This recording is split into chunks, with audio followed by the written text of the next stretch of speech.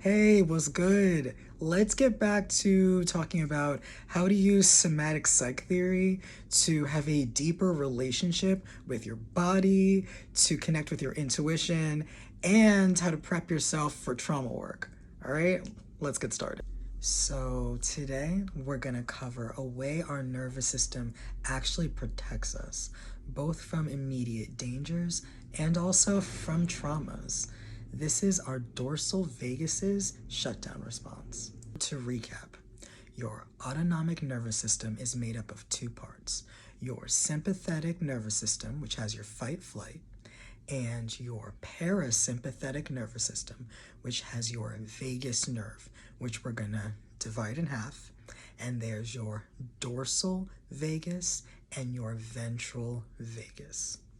When signs of danger pop up in your environment, your sympathetic nervous system's fight-flight responds in milliseconds, so you can do whatever you need to do in that moment to be safe. In these situations, your autonomic nervous system actually decides to protect your brain and your body by conserving energy and shutting down.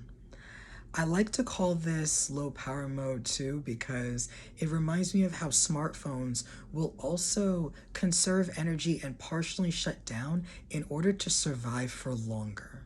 This is generally a last resort kind of response. When faced with something that overwhelms your nervous system, if you're not able to regulate your own nervous system and regulate your emotions or co-regulate with your community, your dorsal vagus will step in to protect you. A dorsal vagal shutdown response can cause immediate physical sensations and signs in our body, including decreased heart rate and blood pressure, physically moving slower, low energy, breathing more slowly, reduced oxygen intake, and closed body language. The physical sensations are how our body communicates with us. Neurons are fired, hormones are released, etc., to get us to a place of safety. These physical sensations are both the clues to what our bodies need to feel safe, and also they are the building blocks of our emotions.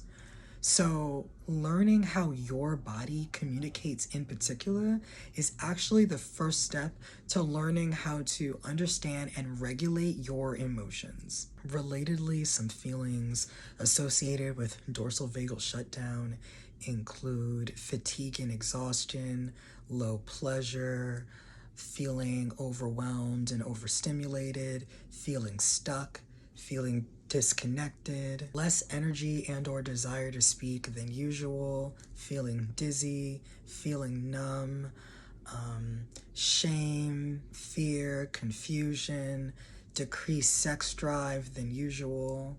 So before we were talking about the feelings associated with dorsal vagal shutdown, now let's talk about the behaviors associated with dorsal vagal shutdown, which can include spacing out, losing time, doing the bare minimum due to that low energy, more difficulty focusing than usual, more difficulty expressing emotions than usual, isolating yourself more than usual. If someone's dealing with years of abuse, neglect, trauma in their childhoods, interpersonal relationships by way of systemic oppressions, etc., shutting down can become their body's main coping strategy. Chronic shutdown can look like shutting down at the first sign of stress, a months-long or even years-long shutdown state, or bouncing back and forth between fight, flight, and shutdown. And this can lead to or add to the following mental and physical health conditions: major depressive disorder, chronic anxiety and stress/trauma disorders, changes in brain function like brain fog, difficulty with concentration, with thinking clearly in general, with critical thinking, memory issues, fainting, dissociative symptoms, chronic pain and inflammation disorders, worsening health issues due to the impairment of immune system functioning, digestive issues, and issues with the release of insulin in the body. All right, we're at the end, but I really want to say that there's nothing wrong with your body wanting to shut down and protect itself. That's what your body is supposed to do. And you wouldn't be here today if your body didn't shut down when it needed to. We just want to get to a place where shutting down isn't the only tool that your body has to protect itself and survive. If this video was helpful or interesting to you, please consider joining my private practice's $3 Patreon so I can continue to provide free somatic psychotherapy to more Black people. Thank you.